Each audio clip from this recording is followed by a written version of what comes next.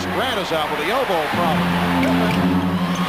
Rebounded by Sally, who just checked in. And a loose ball foul on Bushler. And things getting very rough under the boards.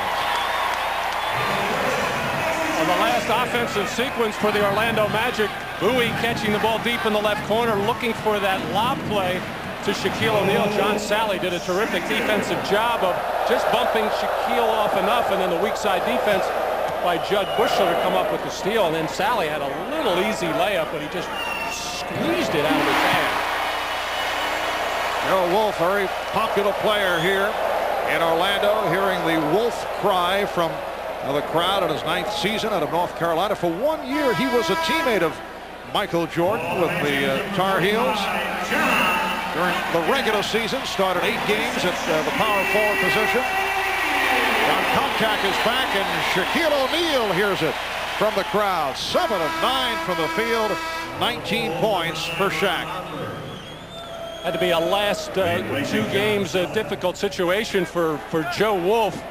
I'm sure driving to the arena expecting to start both ball games because John Koncak's availability unknown with that sore knee, and Joe Wolf not starting either. And I think it looks like it's affecting him mentally right now. He has a very quizzical look on his face, but he has been coming off the bench all year long for the Orlando Magic and making a nice contribution. Matt measuring the quizzical look on the face of Joe Wolf. He looks like that all the time, Matt. Even more. Very, very pensive. Shot clock at 5.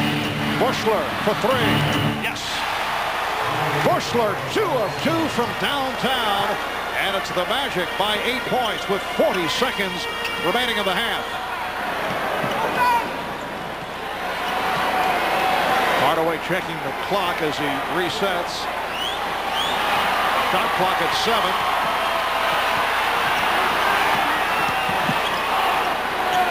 Wolf. Oh, Joe Wolf got it away with the shot clock rolling down. It's a 3-pointer for Wolf. And it's the Magic by 11. Bulls holding for a final shot of the half. Down to 10 seconds. They're on their feet here in Orlando. Down to 5. Jordan facing the double team. Finding Pippen, and Pippen is fouled. Foul committed by Donald Royal with 9/10 of a second remaining in the half. Well, Joe Wolf has that nice 16 to 18-foot jump shot and has shot it well all year. Not known as a three-point shooter, but he had to rush this one with just 1 second on the shot clock with Scottie Pippen right in his face. Now Pippen to the line. He is 0 for 2 at the line. And Pippen and Royal having some words.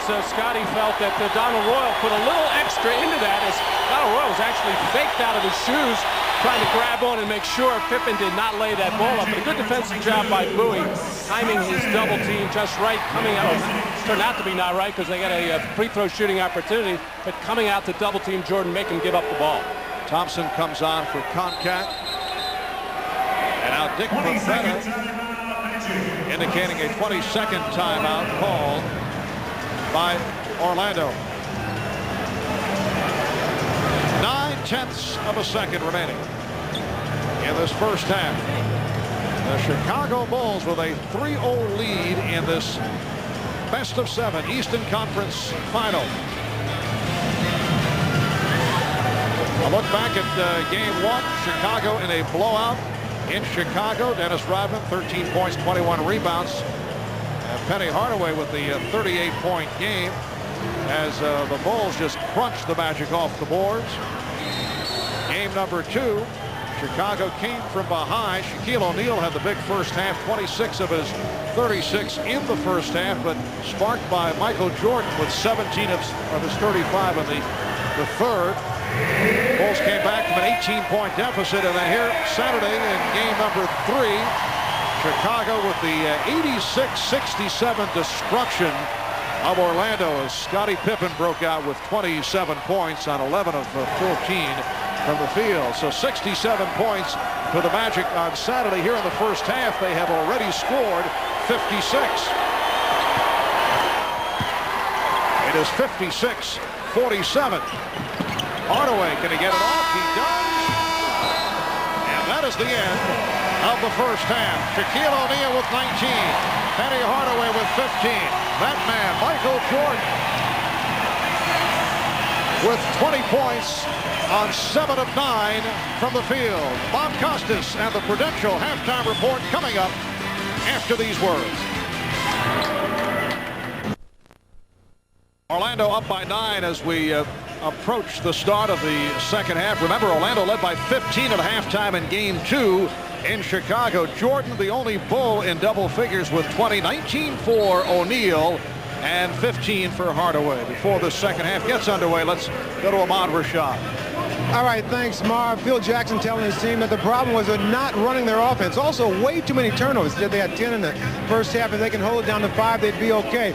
Also, the problem with Penny Hardaway, let him get too deep in the blocks. They want to try to keep him away from the basket more and not give him any easy baskets. And in the words of Randy Brown, who told me Phil Jackson basically told them to get their butts in gear. All right, let's go down to Jim Gray.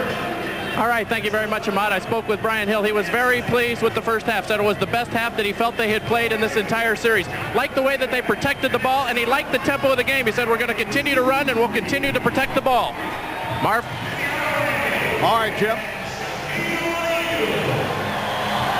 Penny Hardaway leading the way with 6 assists in that first half. 12 assists for Orlando, and that a positive stat. Brian Hill checks over the first half rundown. Here's Michael Jordan. Rodman able to get it to Jordan.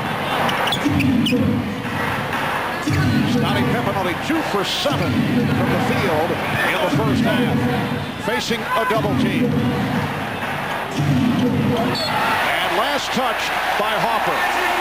Tentative first possession for the Chicago Bulls, but I think Michael Jordan knows, as well as the rest of the Chicago Bulls, he can't be the only one scoring. He's going to have to get some other players involved, and normally Scottie Pippen is the guy that has to pick it up, first of all, by scoring himself and then making some plays for others.